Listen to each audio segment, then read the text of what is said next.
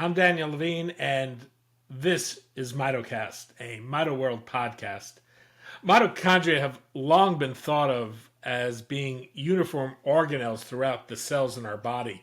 In November, though, a study in the journal Nature changed our fundamental understanding of mitochondria.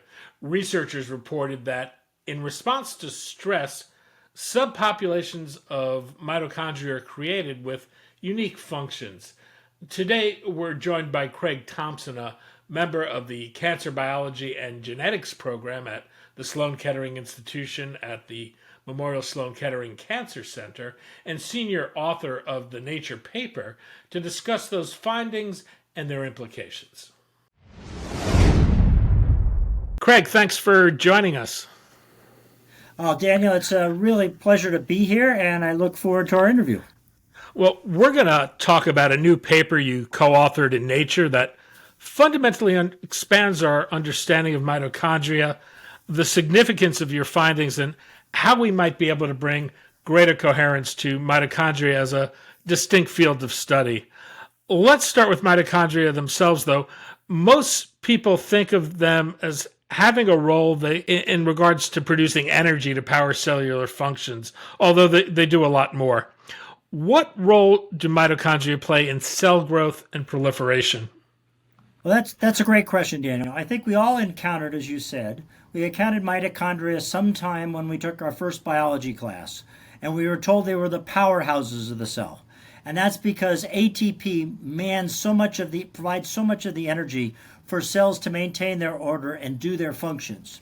And mitochondria were discovered 100 years ago as being the major source of ATP in most of our tissues as we go about our adult life.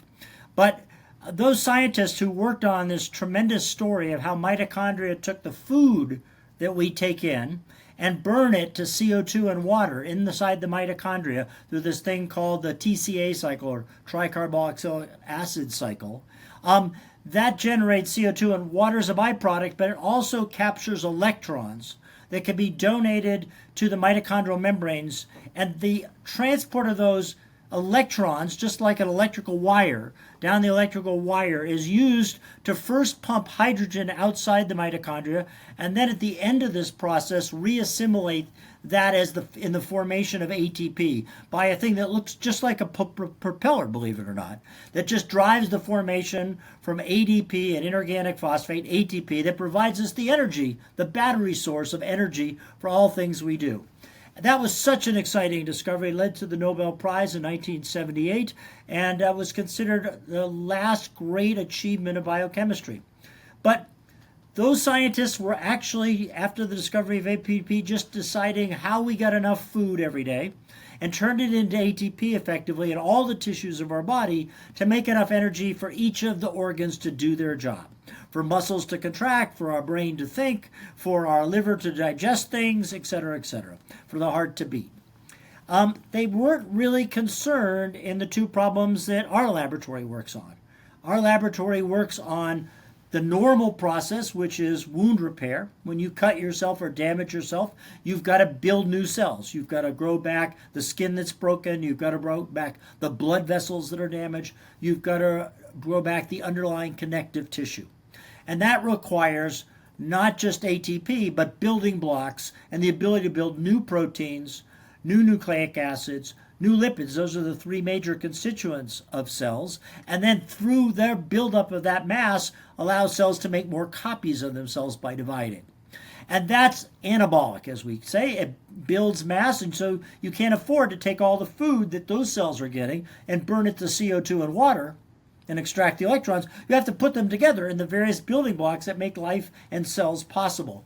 And so we asked the question, why does a cell burn everything to CO2 and water if it's under stress? How does it reserve some of that building block to actually do synthetic things? And our process started when we discovered the most important amino acid for building structural integrity during wound repair, the amino acid proline, which is special throughout life for building the building blocks that give us structure through connective tissue and through the base molecule that provides our bone, our cartilage, our tendons, as well as what's called the extracellular matrix, we discovered that it was uniquely dependent on the mitochondria for synthesis. And so we discovered that, and how does the mitochondria balance this essential role it plays in proline, which is a synthetic process, versus its also essential role in making enough ATP to cells can just live to fight another day. And we started just examining that in two processes during times when cells are exposed to lower nutrients than they would normally get if the blood vessel's intact. And that's simply to model in tissue culture. You simply take away the nutrients as if the blood supply has been disruptive, like in a cut. Or at a time when there's a cancer cell growing and it outstrips the ability of the vasculature to actually arrive. And so we can mimic the levels of nutrients that are present in a tumor mass that we and others had measured over time. And we discovered, much to our surprise, even though these should be two competitive processes, most cells, most healthy cells that are doing wound repair, and most cancer cells that are growing and unfortunately harming their host, are able to carry on both simultaneously. And that breaks the law of thermodynamics. You simply can't burn more to CO2 and water and more to use more of it to build and not get in conflict as if those processes were in the same place. And so we wondered, how does that actually occur? And that led to the study you're talking about. In the paper, what you report is that in states of stress, when more energy is needed, mitochondria create distinct subpopulations. Can you explain the differences between these subpopulations?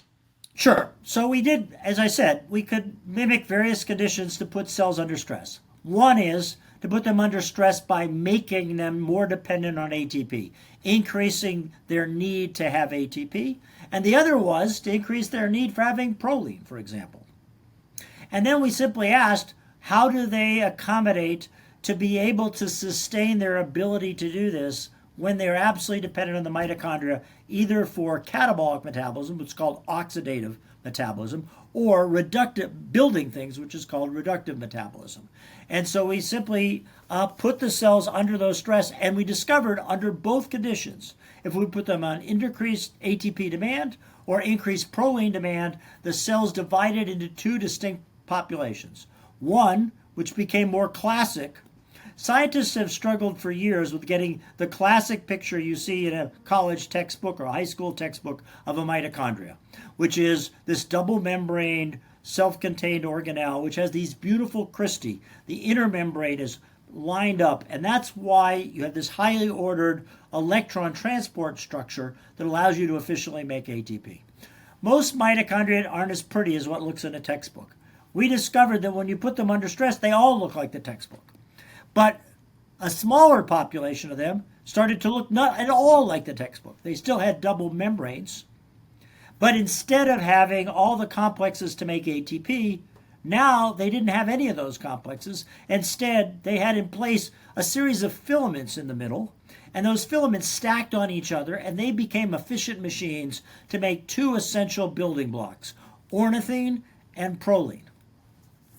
And you could tell them just by their morphology, so people were surprised that we could actually take pictures of them and show them as entirely distinct, and they're dynamic, they move independently, they know about each other, and under a wide variety of stresses, the ability to sustain the both anabolic and catabolic needs that the mitochondria has for a cell could be satisfied by putting each job with a specific, distinct subset.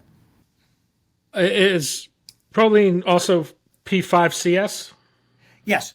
So the reason we focused on P5CS as one of these genes is it's the essential gene that turns a precursor that previously we and others said was critical to maintaining this tricarbolic acid cycle so that it could continue to provide electrons for the electron transport chain. It was critical for deciding that what's called anaporotic precursor, which is glutamate, gets converted to alpha-ketoglutarate to restock the electron transport chain. And we discovered it's also used by this enzyme P5CS to actually start to make the synthetic products, which are proline and ornithine.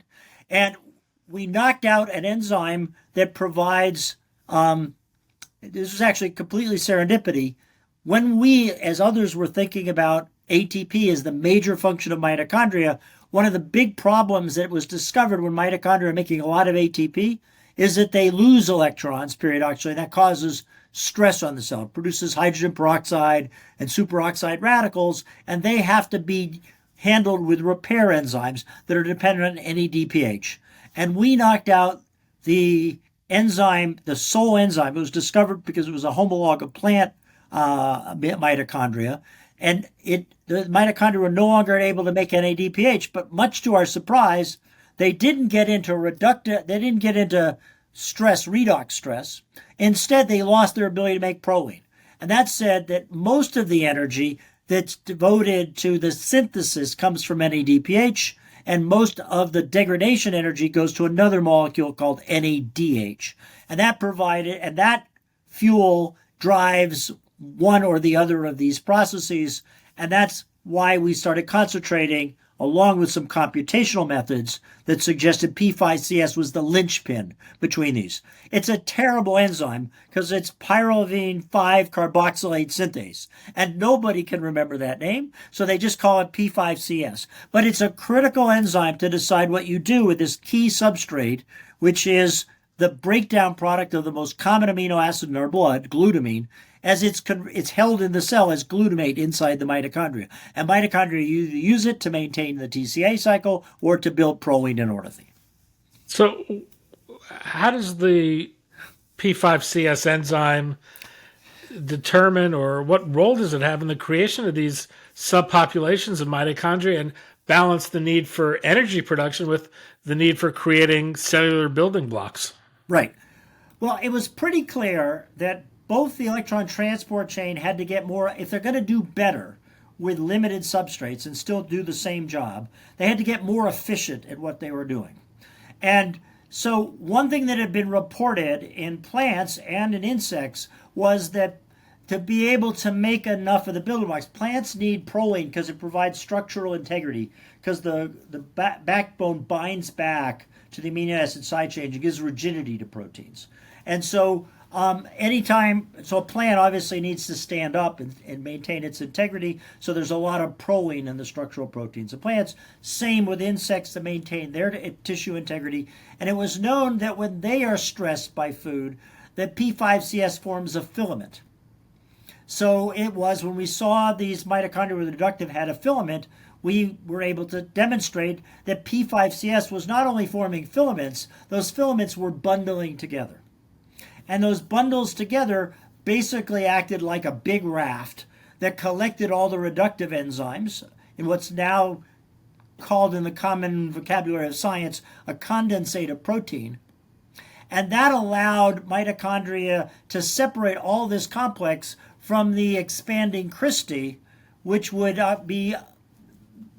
structurally interfere with the ability to form these longer and longer collections of filaments. So mitochondria, to create these subpopulations, they can join together or they can divide. This is known as either fission or fusion. Can you explain how that process works? Sure. So right now, there's two things about mitochondria that are sort of the standard things that you get when you take your honors biology class. And that is mitochondria require a specific molecule of DNA inside them to maintain their ability to synthesize their electron transport chain. And so all the machinery to make the electron transport chain come together is encoded in a circular DNA that mitochondria have. On average, a cell has 500 to 1,000 copies of this DNA.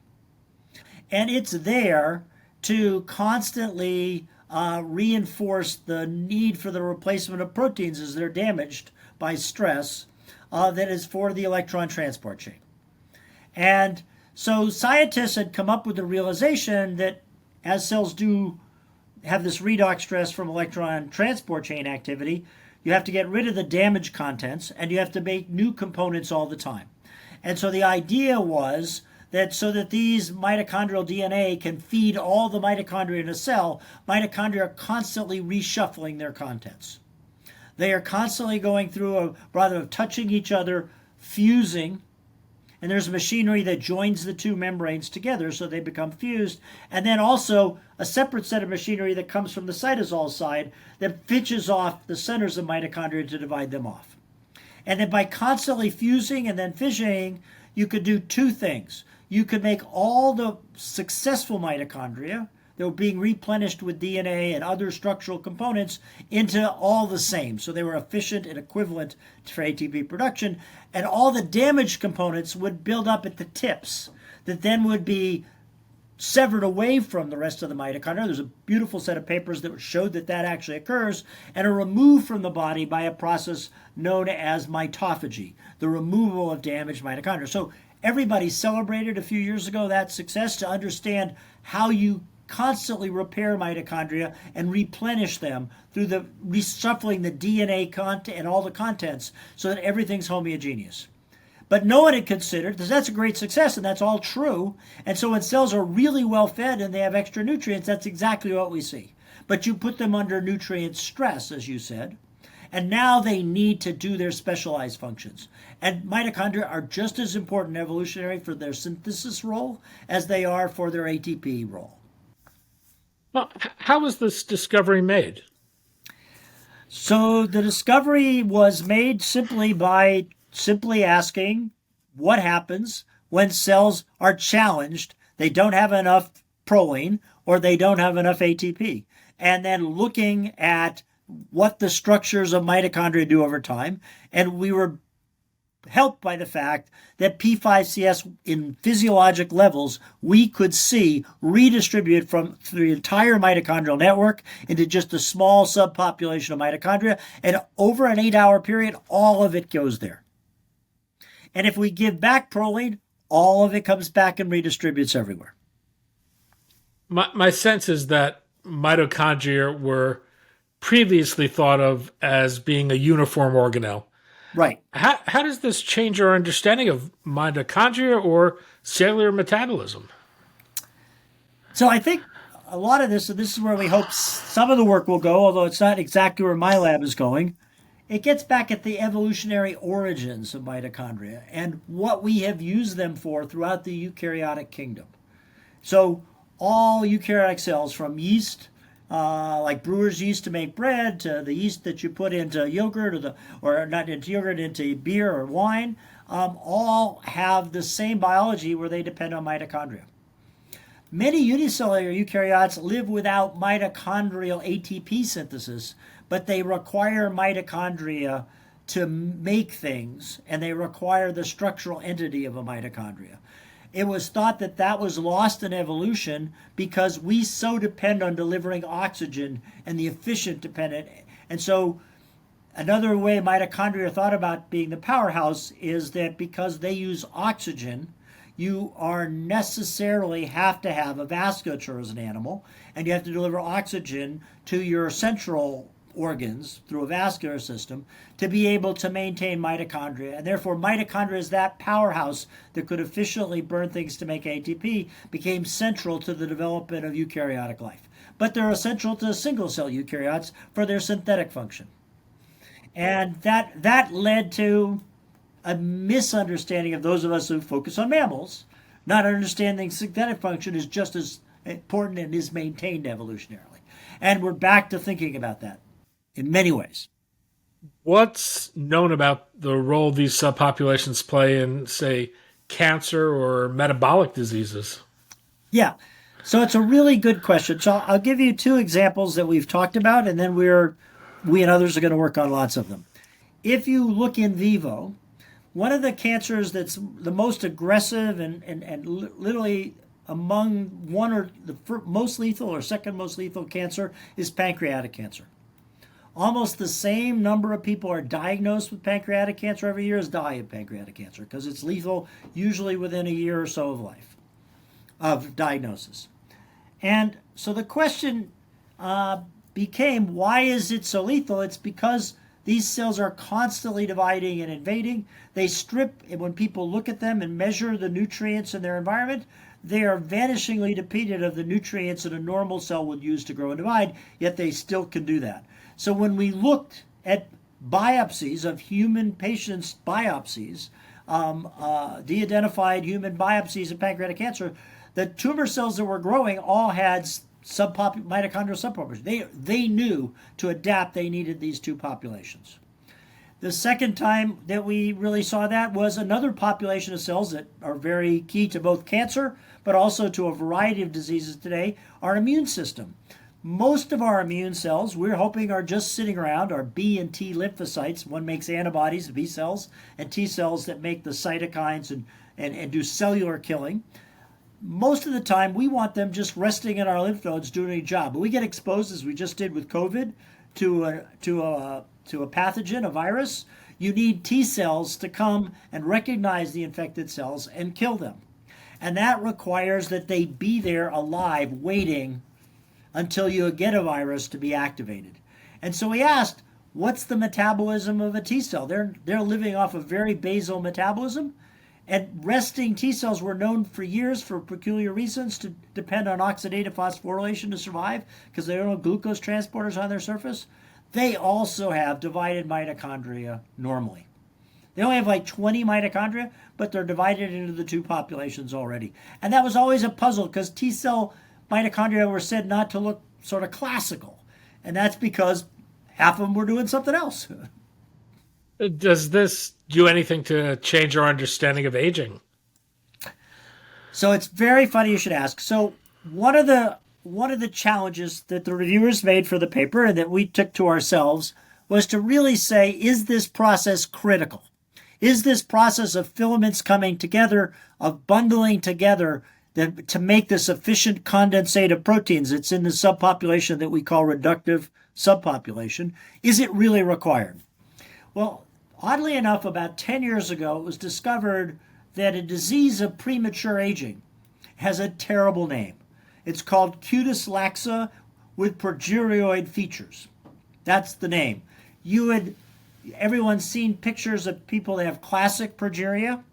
They have this abnormal faces, their skin gets all wrinkly and disordered. Well, these people had the same thing, but they also had very loose limbs and joints and skin. And they were picked up as kids because they had loose limbs and loose joints before they got the progeroid features. Most of those people, if they're classic progeria, they have a defect in a structural protein that's rich in proline called laminin. But they also, these people that look like they have progeria, also can have defects in connective tissue genes like collagen and elastin. The big surprise was a subpopulation recurrently throughout the world have mutations in P5CS. And the puzzle was, which is why it was a puzzle to the future, they basically still are enzymatically active. They can still make the product, which is of P5CS. But what they can't do is they can't form filaments. And if they can't form filaments, they're incapable of maintaining their extracellular matrix, the integrity of their structure. Their skin falls apart in a way that looks just like progeria, and they do develop all the diseases that are, not all, but a selection of the diseases and the syndromes that are associated with premature aging. We think that the biggest medical insight into this will be to explain or play a role in the regulation of what are called the fibrotic diseases. One of the largest set of diseases that remain idiopathic, we don't know what causes them, are idiopathic fibrosis of the lung and idiopathic fibrosis of the liver that are fatal. And that's a dysregulation of how much of these extracellular matrix proteins you do. And collagen's the critical protein component, but proline's a critical rate-limiting step of that synthesis. And so we think that regulation and the coordination between the mitochondria and the cytosol may play a set point for why some people have extra scar tissue and why people don't repair well enough. Now, what do you see as the potential to apply this research in a clinical setting? So I would say right now we are still just trying to understand when and why cells use this. So this is what's always disappointed to disease community, that people that have mitochondrial diseases, how are we going to use this going forward?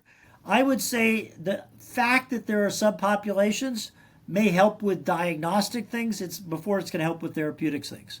But oddly enough, there are already pretty good examples of why kids with electron transport chain disorders, which is one form of mitochondrial disease that's common throughout the world, and why adults that have so-called mitochondrial diseases where their mitochondrial DNA or their mitochondria become unfunctional, is that they all have looked for various remedies to help make them better. And one thing that came for the kids with electron transport chain, discovered actually in the early 90s, was that those kids during development had a difficulty in making enough amino acids to fuel protein synthesis.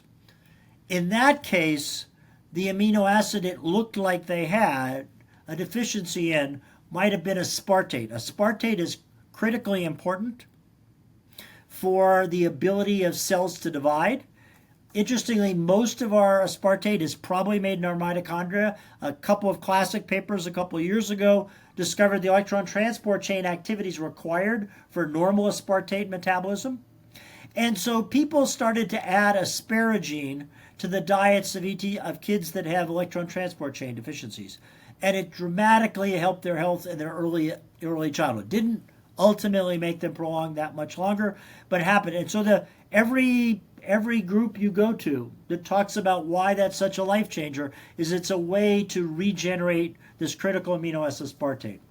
Well, in studying mitochondrial synthesis about 5 or 6 years ago, we discovered that there is no way in a human body, we lost the enzyme that converts asparagine to aspartate. And so one of our follow-up studies of these mitochondrial subpopulations is trying to understand why asparagine is so good in those kids. It's real, and there's a real basis. It's a limiting step for amino acid biosynthesis. And kids that don't have electron transport genes simply can't make asparagine. It had nothing to do with aspartate. They don't ever convert their asparagine to aspartate, but that asparagine is rescuing them. So it's now passes into the scientific validation that it can be added as a nutrient going forward if the community accepts this kind of logic. And there are several other amino acids that are dependent on mitochondria for their synthesis in vivo. Things like arginine that are critical for maintaining their immune response and other things.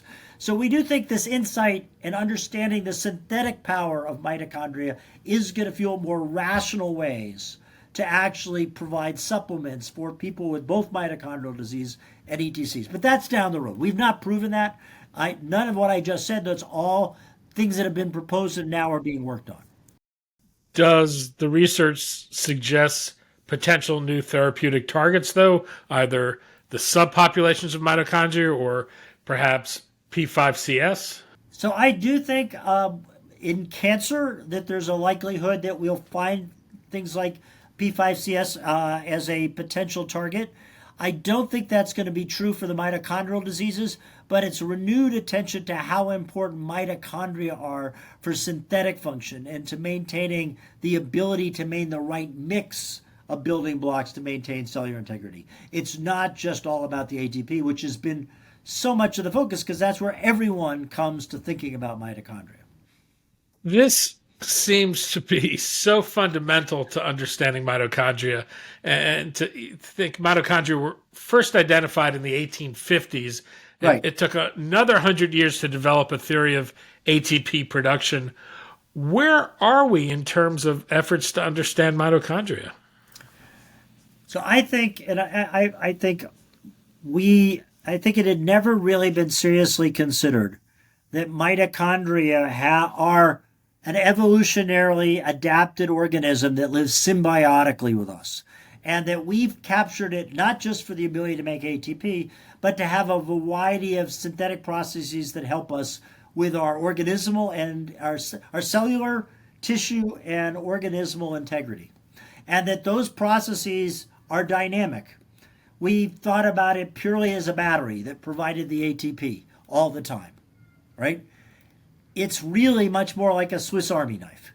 There are many things that provide cells in many different ways. And we've missed the opportunity to bolster some of the things that people with mitochondrial diseases, for say, have by not understanding those other roles that mitochondria play in the synthesis, in the ability to create enzymes that do unique jobs. Hemoglobin, for example, is made by mitochondrial. The heme group for hemoglobin is made by mitochondrial synthesis. That's recently been discovered and important new insights into the importance of why do people with mitochondrial disease feel so tired all the time. They can't make heme groups. And so you say, well, it's not their blood that's abnormal, it's their muscles. Well, muscles need heme groups to hold oxygen and to carry out activities as well. It seems there have been these types of leaps in our understanding of mitochondria, but as a field of research, it remains fairly fragmented. Why is that? Well, the sad reality of this is that most kids that are born with defects in the electron transport chain have a great deal of difficulty making it through development to puberty. They really have a huge amount of developmental abnormalities because mitochondria are central to all the things we have. And so there's no stable population of people that people are reminded we need to do better, because these kids largely have motor and neurologic symptoms that keep them out of the public eye. And so we have care for them, but we haven't had that breakthrough where kids are living into normal life. And then the same thing for adults. The symptoms of mitochondrial disease are weakness and fatigue. And they get so dismissed when people talk about it that it's underdiagnosed and underappreciated for its importance. And we don't really understand yet why mitochondrial DNA acquires a mutation and then starts to win out over the normal mitochondria. The constant remixing to make mitochondria homogeneous was supposed to eliminate damaged mitochondrial DNA as well, and it doesn't do that. Probably that's because the DNA is itself part of this reshuffling of subpopulations. We are working on that part of the problem right now. Do you see the potential for, say, the field of mitochondrial biology and medicine to emerge as a unique field similar to what's happened with genetics? I don't think it's going to be, all of us have genetics because we are born with the DNA we inherit from mom and dad. But much the way how you use that information is a combination of genetics and this exploring field of epigenetics. We have argued that the other half of epigenetics is mitochondrial metabolism. And so we are going to be spending a lot of time trying to convince people that the route to understanding how cells execute our genetics goes through the mitochondria in a much more fundamental way than had been appreciated before 10 years ago. We're at the start of a new administration. There appears to be bringing some uncertainty across the biomedical research landscape right now. How are researchers dealing with this, and is there a need to think about new funding sources in any way? I do think the new administration is going to look to chase success, and one way they measure success is people donating to causes and things that matter to them. Oddly, the normal disease that everyone faces that encounters this need to understand the diversity of mitochondria is, as I just started this conversation with, was wound repair. And things like burns and those kinds of wounds where you have to replace a tissue. And I do think that has never gained traction in the public. Everybody thinks their cut's going to heal. Yet we see diabetics lose their foot from a cut that doesn't heal. We see all kinds of issues around burning and the lesions and the scarring that's left with that. Really understanding regeneration, which has been folded into the aging movement. If we don't understand this function of mitochondria will be critical, as I just said, to understanding aging as a healthy aspect, the healthy aspects of repair that allow us to regenerate and maintain function for as long as we can during our life, so we have healthy aging. So I do think being part of the healthy aging and avoiding the defects of mitochondria is the way forward, and that's partly the way those of us interested in MitoWorld and have come together around this actually have to start getting the public to understand. Healthy aging starts with mitochondrial health. Well, what can be done to bring more coherence to the study of mitochondria as a field of biology and medicine? People have got to understand. I mean, I think dealing with this, there's a big transition in education right now, right? When you and I went to school, every course you took had a textbook, right? No kid in high school and college today wants to lug around their textbook. They're reading articles, they're reading things on the internet, they're part of social media, and we have not changed the perception of the central role of the mitochondria in the integrity of us as an organism in 50 years anyway, since 1978. And we need to really, as a group of individuals who care about those afflicted with diseases of the mitochondria, as well as those of us interested in how cells work, have got to raise the importance of a mitochondria to the importance of other organelles, such as the nucleus, as we go. Craig Thompson, a member of the Cancer Biology and Genetics program at Sloan Kettering Institution at the Memorial Sloan Kettering Cancer Center, and senior author of the Nature paper, which appeared in the November 6th issue. Craig, thanks for your time today. Dan, thank you very much for having me, and I look forward to keeping you up to date on our work as we go forward. Thank you very much for the interview. To stay up on the latest news and research from the world of mitochondria, be sure to check in with MitoWorld regularly. For MitoCast, I'm Daniel Levine. Thanks for watching.